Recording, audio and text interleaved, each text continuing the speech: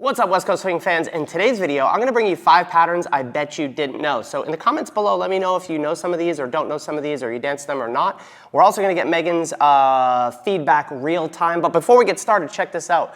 West Coast Swing, if it starts walk, walk, and ends with an anchor step, it's West Coast Swing. I'm so happy to have a red t-shirt that's slightly different. So you can buy that in the merch store. So pattern number 1 is the right side pass, but it's this right side pass. 1, 2, 3, and 4. 5 and 6. 1, 2, 3, and 4, 5, and 6. What do you think about the right side pass, Miss Megan? I don't like to follow it, but it is a very good teaching tool. It's a very good teaching tool. So it starts like a whip, 1, 2, but the follower just continues back. I can even add some pressure on this hand, 3 and 4, 5 and 6. The reason why I like it, and I think it should be taught, is because it's a good lead into a whip, right? It helps teach the follower to go back into the connection. Correct. So, which leads us to pattern number 2. So that's the right side pass. Number 2 is the continuous whip. 1, 2, 3, and 4. A 5, 6, a 7, 8,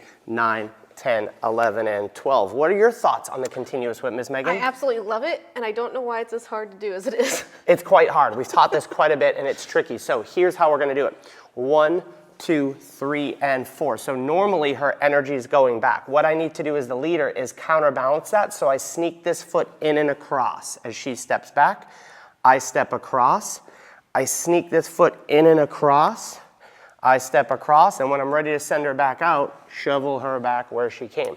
Shovel. So I have to counterbalance my partner. Megan said off camera, she goes, it's fun to follow when it's led well, but it's hard to follow when it's led poorly. It is definitely hard to lead and follow this move.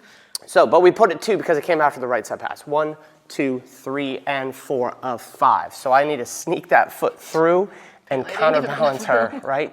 Then I put her back on that foot and sneak her through. So as the leader, I need to be able to put her on that foot, rotate her on that foot, and allow her to go back. Put her on that foot, rotate her. I'm not allowing her to go back until I'm balanced on my right foot, and then I can take her out. So real time, before we get to pattern number 3, a 3, do, do, do, do, and walk, walk, and followers, you need to be able to, you know, can't talk, that's fine. You need to be able to move forward on a foot and turn on it and stay balanced so they can put you on your next foot.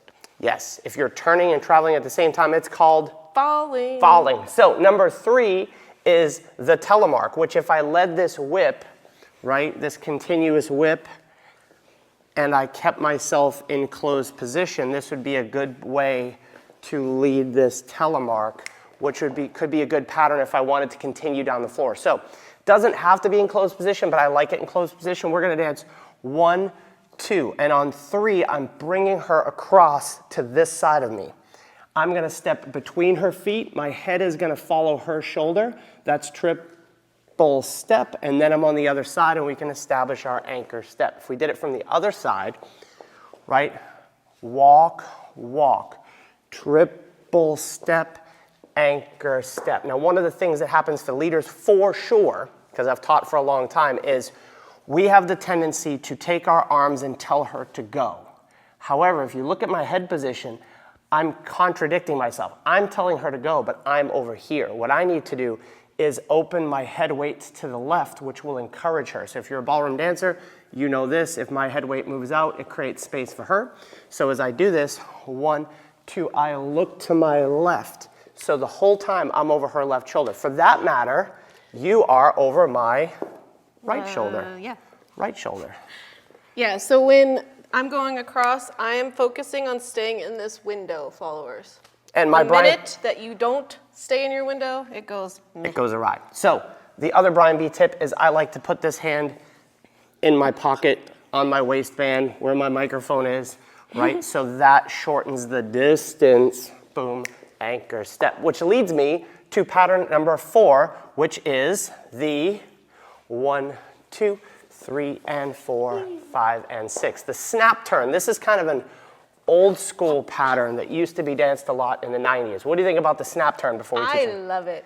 Because you like to spin. It's different. It is different, right? The turn comes, right? We hear this lead, lead, we get a typical inside turn.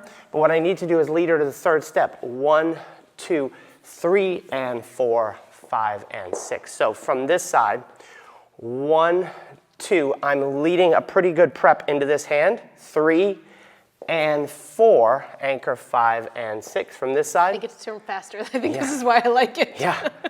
1, 2, 3, and 4, 5, and 6. So if your follower's a good spinner and you have a good subtle lead, that's a good move. Megan likes it. Which leads us, let's lead the snap turn again because it's going to lead 3 and 4, 5, and 6. We're going to have one pattern to get to the next one.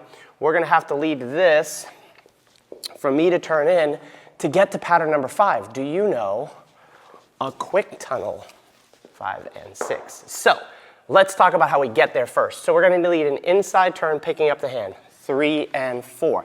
I need to turn to my right, triple step. So I can be in this position. My left hand's behind my back. I'm going to have it relatively high because of my microphone. But it doesn't normally need to be that high. Yep. So from here, leaders, what I'm doing is I'm leading the right hand is leading the turn. Right? The right hand is leading the turn. If we go back to this and we put ourselves hand behind the back, right, and we do baby steps, right hand leads the turn, goes over, left hand goes over, elbow up.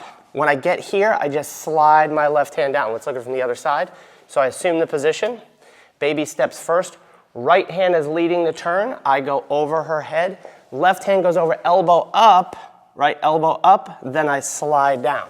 So if I put this all together, we have 1, 2, 3, and 4, 5, and 6. A good precursor to this is making sure that they can follow a duck. Yeah, that's a great point. We didn't talk about that. Because it actually is just a duck for me. Yeah, so if we did something like this, where you could duck at the end of it, right? Any of these versions, boom, to duck at the end of it, and then we assume the position. Oh, how did we get there? Inside turn, picking up the hand, leader turns to his right or her right. 1, 2, 3, and 4, 5, and 6. I do, as a follower, need to bend my knees more for this, though. Yeah, for sure. So, do you know all 5 of those patterns? That's the question. Type in the comments below. If you've yet to be over to our website, you want to go over to westcoastswingonline.com. Type your email address on the first page. You'll be part of our Move of the Week club. We have 18,000 people that get our moves, our favorite moves, and email from us every Tuesday at 2 o'clock Eastern Time. If you live in a different area, you can sign up here for free or watch this video. I don't know what it is. So we're going to find out what this video is. Click on it. See you on the dance floor.